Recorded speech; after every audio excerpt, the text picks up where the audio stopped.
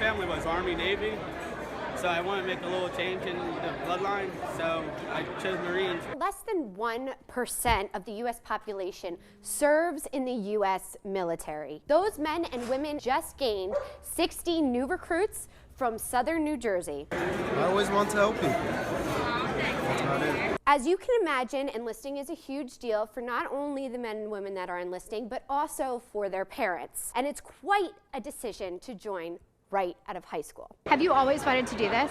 Since freshman year. The nonprofit Our Community Salutes had their 8th annual recognition ceremony in Voorhees, New Jersey, to tell those families that their decision was a good one and that the military has their back. The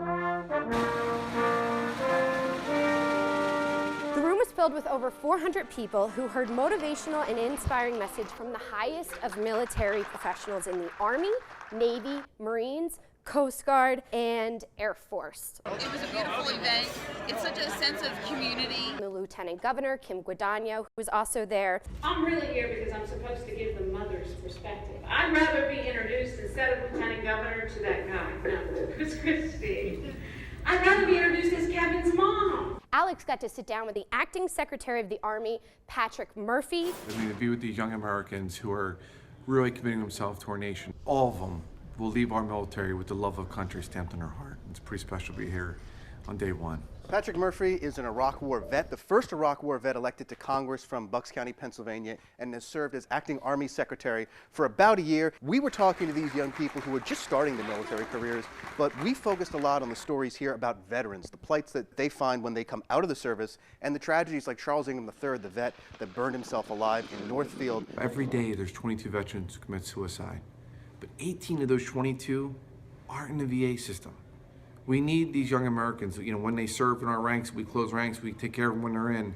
But when they leave, we need to make sure if they need the resources that they have them. He says the Army is working to help make the transition from soldiers to civilian life easier and start while soldiers are still in uniform. First, we're going to make sure that we have their emails to keep in touch with them.